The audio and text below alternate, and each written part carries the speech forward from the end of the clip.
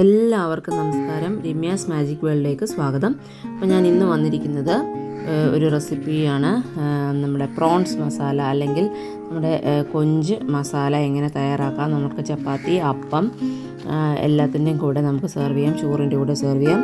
അപ്പം എന്നെ സബ്സ്ക്രൈബ് ചെയ്യാത്ത കൂട്ടുകാരുണ്ടെങ്കിൽ ഒന്ന് സബ്സ്ക്രൈബ് ചെയ്ത് സപ്പോർട്ട് ചെയ്യണേ. അപ്പോൾ നമുക്ക് റെസിപ്പിയിലേക്ക് പോവാം. അപ്പോൾ ആദ്യമായിട്ട് 1/2 കിലോ കൊഞ്ച് വാങ്ങിച്ച് ക്ലീൻ ചെയ്ത്, കൊഞ്ചാണ് ക്ലീൻ ചെയ്ത് കഴിയുമ്പോൾ ഒരു 300 ഗ്രാമേ കാണത്തുള്ളൂ.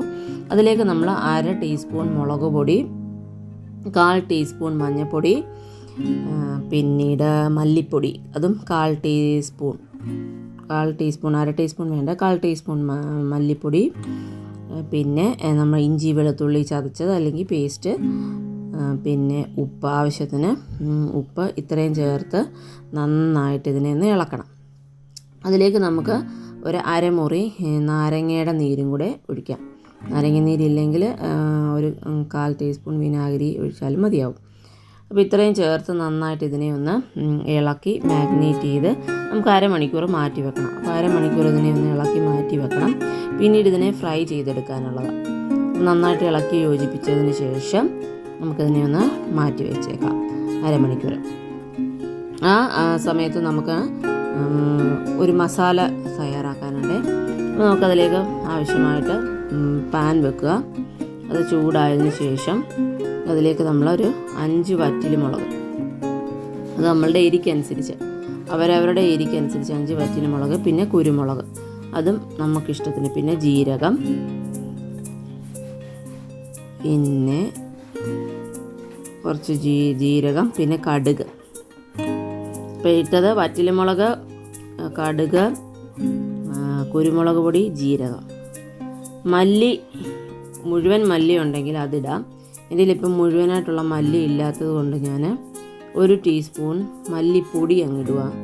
ഇത്രയും ചേർത്ത് ഒന്ന് മൂപ്പിച്ചതിന് ശേഷം നമുക്കിത് ആറിയതിന് ശേഷം നമുക്ക് ജാറിലിട്ട് ഇതിനെ ഒന്ന് അരച്ചെടുക്കണം. അപ്പം ഇതിലേക്ക് നമുക്ക് ഒരു 10 മിനിറ്റ് കുതിർത്ത് വെച്ച പിഴുപുളി, 1 ടീസ്പൂൺ ഇഞ്ചി വെളുത്തുള്ളി പേസ്റ്റ്, ഇത്രയും ചേർത്ത് നന്നായിട്ട് അരച്ചെടുത്തു. ഇനി നമുക്ക് അങ്ങോട്ട് മാറ്റി വെക്കാം. നമ്മുടെ പ്രോൺസ് ഒരു അരമണിക്കൂറായിട്ടുണ്ട്, കൊഞ്ച് അരമണിക്കൂറായിട്ടുണ്ട് മാഗ്നേറ്റ് ചെയ്ത് വെച്ചിട്ട്. ഇത് നമുക്കൊന്ന് ഫ്രൈ ചെയ്യണം. അപ്പോൾ ഇത് നമ്മൾ ഒറ്റ ട്രിപ്പിൽ ഇടാമെങ്കിൽ അങ്ങനെ ചെയ്യാം, 2 ട്രിപ്പ്. ഇതിനെ എടുത്തൊന്ന് എല്ലാം നിരത്തിയിട്ട് നമ്മളൊന്ന് ഫ്രൈ ചെയ്തെടുക്കുന്നു.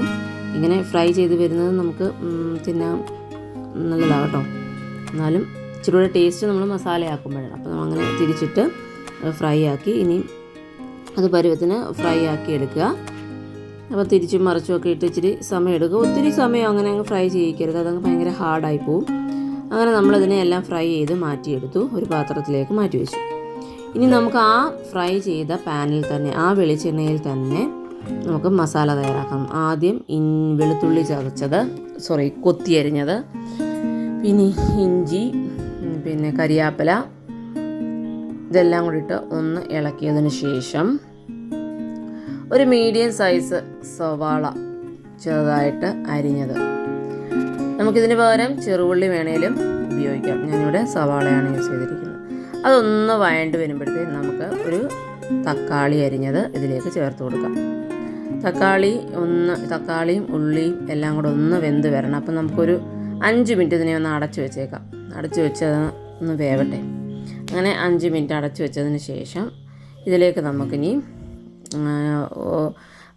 നമ്മൾ മുൻപേ തയ്യാറാക്കിയ ഒരു അരപ്പുണ്ടല്ലോ, ആ അരപ്പ് ഇതിൽ ചേർക്കണം. ആ അരപ്പ് ഇതിൽ ചേർത്ത് അതിലേക്ക് ഒരു 1/4 ടീസ്പൂൺ ഗരം മസാല, നമ്മുടെ ഹോം മെയ്ഡ് ഗരം മസാലയും കൂടെ ചേർത്ത് നന്നായിട്ട് ഇളക്കി യോജിപ്പിച്ച് നമ്മൾ അതിൻ്റെ ഒരു പച്ചമണമൊക്കെ ഒന്ന് മാറുന്ന രീതിയിൽ, എന്നിട്ട് നമുക്ക് ആ അരച്ച ചട്നിയിൽ തന്നെ ശകലം വെള്ളം ഒഴിച്ച് വെച്ച് ഒരു 5 മിനിറ്റ് വെക്കാം. അപ്പോൾ ആ വെള്ളമൊക്കെ ഒന്ന് വറ്റി നല്ല കുറുകിയ ഒരു പരുവത്തിൽ നമുക്ക് മസാലയെ കിട്ടും. ഇതിലേക്ക് നമ്മൾ എന്ത് ചെയ്യുന്നു, ഫ്രൈ ചെയ്ത് വെച്ചിരിക്കുന്ന നമ്മളുടെ കൊഞ്ചിനെ ആഡ് ചെയ്ത് കൊടുക്കുന്നു.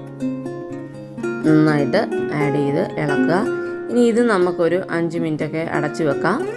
അതിനുശേഷം നമ്മുടെ മല്ലിയില ഉണ്ടെങ്കിൽ മല്ലിയില ഇച്ചിരി ഇളക്കി ഒന്ന് വിതറി കൊടുക്കാം. അതിനുശേഷം കരിയാപ്പിലയും ഇട്ട് നമ്മൾക്ക് സെർവ് ചെയ്യാവുന്നതായിരിക്കും. അപ്പം കൊഞ്ച് നമുക്ക് കിട്ടുന്നതാണ്. ഇടയ്ക്കൊക്കെ നമ്മൾ കിട്ടുമ്പോൾ ഇതുപോലൊന്ന് മസാലയാക്കി ട്രൈ ചെയ്യുക.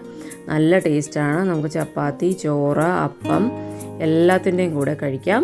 അപ്പോൾ എൻ്റെ ഈ വീഡിയോ ഇഷ്ടപ്പെട്ടാൽ പ്ലീസ് സബ്സ്ക്രൈബ് ചെയ്യാത്ത ഫ്രണ്ട്സ് ഒന്ന് സബ്സ്ക്രൈബ് ചെയ്യുക. സബ്സ്ക്രൈബ് ചെയ്യുമ്പോൾ ബെല്ലൈക്കൺ ഞെക്കി ഓൾ എന്ന ഓപ്ഷൻ എനേബിൾ ചെയ്താൽ എൻ്റെ എല്ലാ വീഡിയോസും നിങ്ങൾക്ക് നോട്ടിഫിക്കേഷനായിട്ട് വരുന്നതായിരിക്കും. അപ്പം താങ്ക് യു.